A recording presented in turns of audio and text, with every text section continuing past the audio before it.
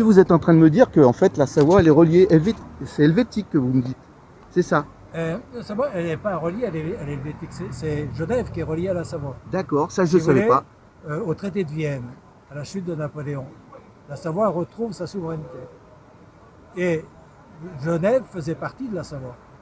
Et Genève a voulu se retirer définitivement de la Savoie parce qu'elle en avait marre d'être envahie par les Français, etc. etc. D'accord. Et elle a demandé à devenir canton suisse. D'accord. Mais Genève n'avait pas assez de territoire pour devenir canton suisse. Donc la Savoie, et ça c'est le traité de Vienne, la D'accord. Savoie a donné 43 communes, aujourd'hui 27 parce qu'il y a eu des rapprochements, pour permettre à Genève de devenir canton suisse. En échange de quoi la Savoie obtient la neutralité perpétuelle helvétique. D'accord. Voilà. C'est un Je vais vous traité. régler tout de suite, moi. C'est un traité qui est signé par toutes les puissances, c'est un vrai traité international.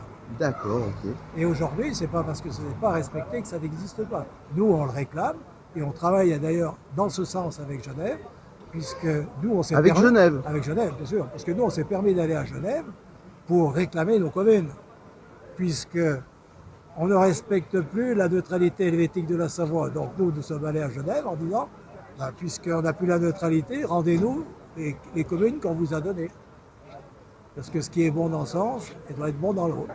Ce à quoi, après, certains députés genevois ont été recherchés dans la Constitution et ils se sont rendus compte que ce qu'on disait était vrai et que c'était inscrit dans la Constitution de Genève. En échange de quoi, on a une certaine aide de certains députés genevois.